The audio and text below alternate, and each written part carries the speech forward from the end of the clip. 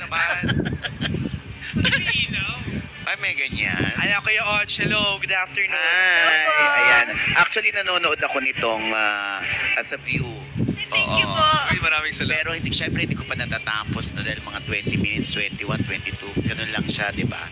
Pero kahit maiksi yun, medyo lagi nabibitin. So ang tendency talaga, panoorin mo ng dire-diretso. Okay, so meron lang ako napansin dito kasi sa X app, laging inililink si Donnie kay sa pinsan niya. Pinsan mo ba si ano dito? Si Jameson Blake? Parang may mga ano daw, may mga himig daw.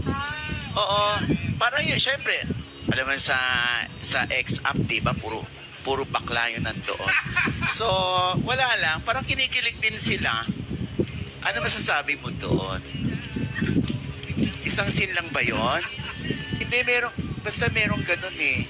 May mga eksena kasi doon na parang yung mga tingin-tingin, yung Oo. parang may tension. Pero ginagamit lang kasi ni James. Correct. Si Donnie. Oo. Pero, ang totoo tama ako, si Jameson ang meron sa'yo. Sorry nakalimutan ko na tuloy. But anyway, ano masasabi mo doon, Donnie? Masasabi ko, hindi ko, ano ba yan? Ano ba? Hindi, alam mo, binibigyan... Salamat dahil nanonood sila ng show, siguro. Binibigyan... ini-splice na yung video. Ginagawang BL. BL as in baklaan lang. Salamat nakitaan nyo kami ng chemistry ni Jameson. Oo. Sabi ko, salamat. Maraming salamat. Tsaka at least yung How to Spot a Red Flag, ibig sabihin, nakita rin ng lahat ng tao. Si Bento. Kasi gumagawa sila sarili ng fantasy sa... Alternate universe, di ba? Gumagawa sila ng gano'n. Oo, yun. Anyway, ang gusto ko itanong sa inyo, kung hindi kayo makaspot ng red flag sa isa't isa, ano yung ayaw nyo sa ikaw, anong ayaw mo ayaw mo sa lalaki? What's a red flag? Kaya yung pet peeve mo. Actually, siguro syempre ayaw naman po natin lahat. Siguro sinungaling po. Sinungaling, hindi honest. Yun naman po yung mga common red Pero flags. yung sinungaling, di ba, normal lang yun? Wag lang talagang mahalata. Ha? And, feeling ko for me, for me po, red flag ko po is, ayaw kong red flag is, hindi siya marunong magsabi ng totoo, pati pag nagsisinungaling Pag siya. napansin mo. Pag napansin ko, Pero pag napaniwala ka, Mahirap din ako yung red flag nun, kung ako yung nabudol niya. Yes, so nabudol na naman si Cha. So yun po, siguro, pag ganun, pag di natin napansin na nagsisinungaling nga yung tao, nasa sa atin na yun. oo. Yung mga katsipang lang, yung mabababaw lang, like ayaw mo nagngangat-ngat ng nagni-nail bite, yung mga ganon. Kami pong dalawa, actually, ayaw namin pag iniiwanan nakabukas yung pinto. Oh, Ako pet peeve ko yun. Gusto ko lagi sinasara. Kaya, ayun. Baka mabigyan ng mali siya pag sinasara lagi. Ay, hindi po. Hindi naman. Ha? Grabe ka naman! Hindi, di ba yung sinasabi nila, ay baka lumabas yung aircon. Yung lamig. Yung lamig, hindi yung aircon, yung lamig. Kaya lagi sinasara. Ay, sabi mo kasi kababawan na So, Yung binigyan ka niya yan. ng Ano pa yung naisip mo na parang ayaw mo nakikita sa lalaki na ginagawa niya? Yun ang, kunwari lang yung nangangalkal ng ilong, yung mga ganyan. Grabe naman. Hindi po, siguro ako... Hindi mo nga sinabi nangungulangot. Normal lang, kasi lahat naman tayo, siguro nung bata tayo, nangulangot tayo, di ba? Wag lang bata. Nung bata, Hindi ka ganun nga eh. nangungulangot. Hindi, syempre, kulangot with caution.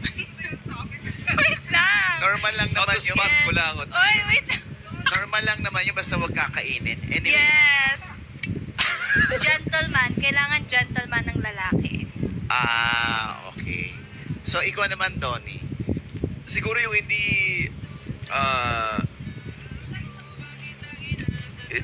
nagtatrato ng taong kunyari mga nasa paligid nila ng maayos, like makikita mo kung sa pananalita nila walang respeto, ganun, tapos medyo full of themselves. Ang hirap kasi ng ganun. Mayabang. Yan, pwede rin mayabang, tsaka Hindi niya iniisip yung mga ibang tao. Okay. So, medyo malalim yan. Yung kababawan lang. Kababawan. Nakikita mo na ginagawa ng babae na, yak, parang ayaw mo. Parang sana hindi niya ginawa yun. Sana hindi siya nangangamot ng singit. Yung mga ganyan, ano. Kakagat ng kuko, ayoko yun. Oo, yung gumagano. Tapos sobrang deep na nito. Feeling ko mga ganun ako. Pero Oo, normal lang nag-diretso. naman yun. Pero yung kukusapaan, medyo ano na yun. Hey! Medyo, kung ganun yung ginagawa, medyo red flag na yun siguro.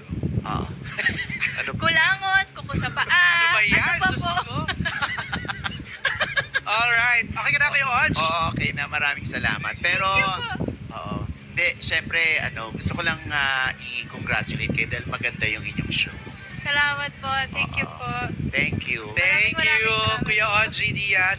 Si Don Don Sarmino daw gusto magtanong. Pasa natin dito, Mark, kay Don Don Sarmino.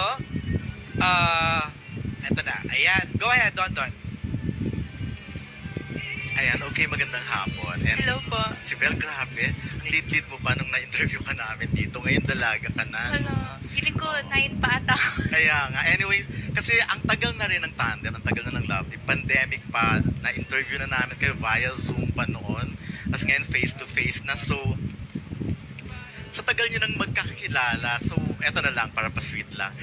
Kailan kayo huling kinilig sa isa't isa? Kasi syempre pag masyadong familiar na sa isa't isa, di ba? Parang alam mo na yung attitude, alam mo na lahat, memorize mo na yung face, baka nagiging normal ng lahat.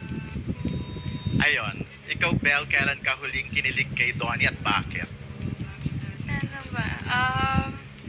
Parang ano naman po, parang he always finds ways naman. Wow! Ah. Para pakiligin ako. Totoo naman! Ah. Bakit? Magiging honest ako. Yeah, he always finds ways naman para mapakilig ako. Like, just whenever kasi po ako lagi, since mahaba yung buhok ko, so it takes more time for me to dry it up or mag-ayos to get ready. He always comes to my dressing room just to say hi. So, that makes me kilig. Siguro yun. So, there are a lot of ways naman po. Like, let's say, pag minsan, randomly bigla siyang mag-order ng food, tatanungin niya ako, ganun. Do you text each other every day? Oo nga, from morning to after evening. I mean, pag Ako pagkagising ngayon bago lang, do you matulog. text each other every day? No, we see each other almost every day. Yeah. So, Right. hindi naman kailangan palagi magka-text kasi parang mas gusto namin yung magkausap talaga. Yeah. No, like as simple as, good night. Take care, sweet Oo, dreams. minsan, syempre, may mga ganun din minsan. Pero, no, me and Belle, mas sanay kami sa hindi masyadong nagte-text, ganun. Mas, kunyari kung kasi alam ko hindi masyado nag-reply sa text, so kailangan tawagan mo siya. Hoy! Okay, so red flag yun Tinatawagan Uy, mo ano siya. ba yan? Lalo Totoo. naglagan dito. Yung tawag, mas gusto niya yung Ay, tawag. oo, maganda naman din yun. Naririnig yung boses. Oo. Kasi di ba pag message minsan, di natin alam yung tone ng taong kausap natin. Unless Basta sinasabi mo, kaya kailangan nasa phone. Ha? Ano po yun? Ayun nga. Pero maganda yung question kasi gets ko naman, when you're, we've been a tandem for what, 5 years na, and you always have to find ways, new ways to, find that chemistry para kiligin din. Weird yung sasabihin ko kasi the last time na kinilig ako sa'yo, it wasn't in our scene or anything. It was when I saw you sa Incognito. Ay, wow. Kasi nakita ko kung gaano kakagaling. Siguro ibang klaseng kilig to. And we also watched it here. Kilig with matching, super proud. Oo, ganun po. We watched it here before anyone else. I wanted to see also kung ano yung... Kasi wala siya sinabi sa akin. Sabi niya, basta panoorin mo lang. And I remember, di ba, yung itsura mo dun, nung nagtitake kayo, tapos sabi mo, gaganyan ka ni Eruption. Sabi ko, okay, tignan nga natin kung ano yung magiging kalabasan nun. So, pinanood namin dito. Sobrang galing mo. And siguro dun, when I see that she does something very different and when people see that of her, kinikilig din ako kasi nakita ko kung gaano siya kung gaano kalaki yung binigay niya for that. Yeah. I can sense that sincerity ha. Kasi Correct. usually nga, kapag magkasama na kayo lagi, tama medyo nadidiminish ng konti yung kilig. Kasi ang tawag doon yung familiarity. Familiarity. No? So parang Pero, wala na Oo, ang ganda doon ng kwento ni Donnie na from outside looking in naman siya sa'yo. A reaction please lang. Oh, Na kinikilig reaction siya bell sa- na sa'yo. kinilig siya nung nahirapan ka. Ay, grabe na. Hindi, interpretation ko lang yan. Because we were here nga po, we watched it together.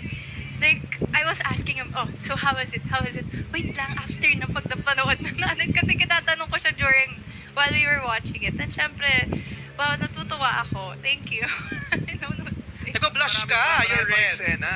Diba? This whole week you'll be there pa rin. Yes, Or I something. think so.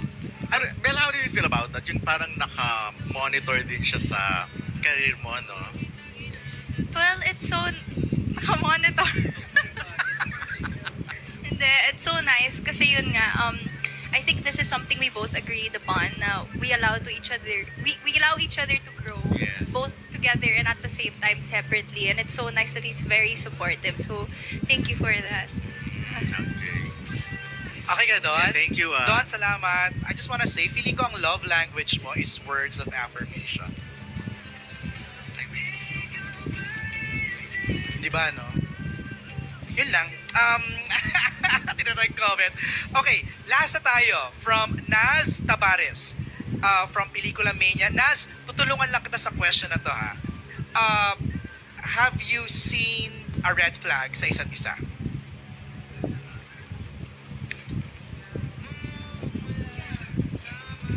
Yeah.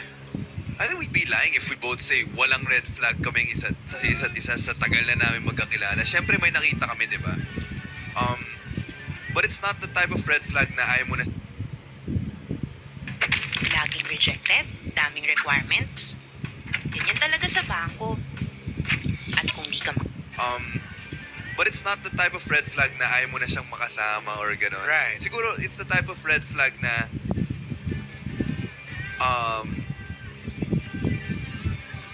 people really would have it like at times, and yung usual stuff Yeah. like for me Alam ko minsan, sa'yo. Sabi ka, mahilit yung ulo niya kapag di siya kumakain. No, Yes. So, kailangan busog si Donato. ikaw rin ah. Or pag walang tulog, nagiging Pag walang tulog. Magnutin. Ako, yeah, parang ganun. So, hindi ko na masyadong, hindi na ako masyadong nakikinig sa Serves mga as nangyayari energy. kasi I have to be in one spot lang. Doon ko na ilalabas lahat. And then, easily triggered, yung ganun. Pero tama ka, everyone has that. Everyone has it, you Diba? know? And it's Pag- all about communication. Right. Yeah. As long as it's not to a point na you guys already like hurting each other and you can't be with each other anymore, you can't work with each other, you can't see each other, that's when it gets unhealthy, you know. But the type of red flags we have, we talk about it, you know, and Yeah. we go through them, you know, we go through them. We communicate openly. Hindi yun ang tanong ni Nas. Tanong ko yun. Ang tanong ni Nas, naniniwala ba kayo na kapag mahal na natin ang isang tao, mas nagiging bulag na tayo sa red flags nila?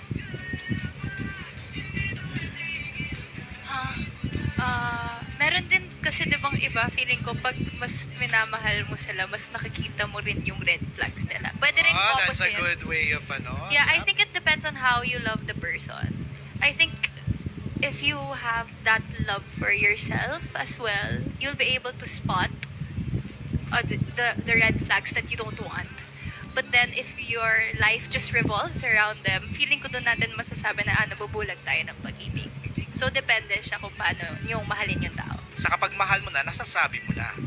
Diba? Yes. Yung red flag niya. Yes. Diba? Ikaw, Don.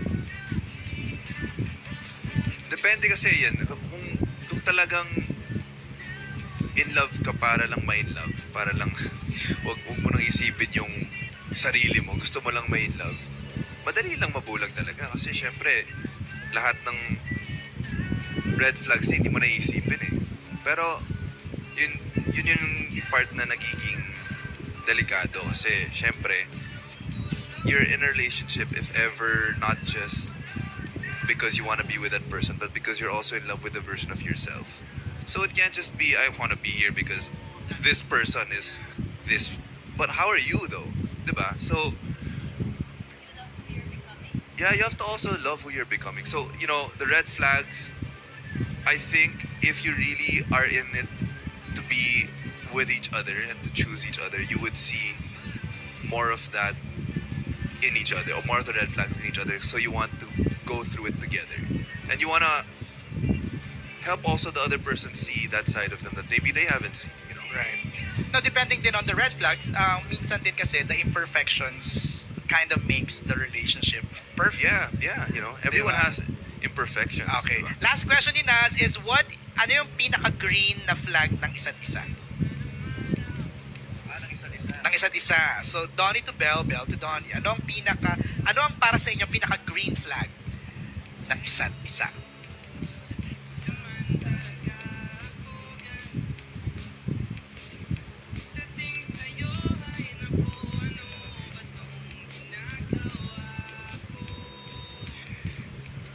Ano ba?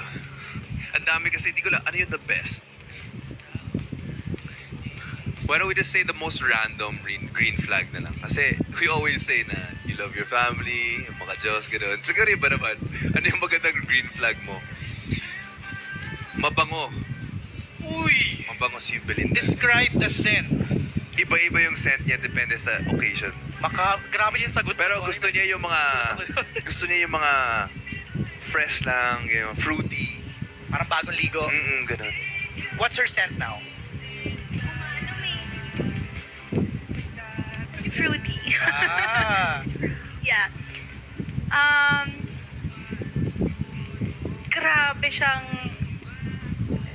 Grabe siyang manglibre. Sobrang generous niya. Totoo. I mean, minsan nagugulat na ako na, uy, tama na. Like, never kang, like, parang lagi kang busog kasama mo. Lagi may Kasi nga food ayaw on nga niya set. ng buto, Yes, nabubugnutin, that's na mawala true. sa focus. Biggest green flag in there. But to answer it talaga, he always makes sure that everyone's good on set. Yun yung napansin ko. Lalo na, like, he always asks, are you okay? Or how are you doing? Na, yun yung biggest green flag ko na pinaka gusto ko sa kanya. Alright. Well, maraming salamat, Donnie and Belle, for answering and game sa mga questions ng ating mga kasamahan sa press. Palakpakan natin, Donnie Pangilinan and Belle Mariano. Please invite everybody sa free TV premiere ng How to Spot a Red Flag. Go ahead. Uy, nakakakilig!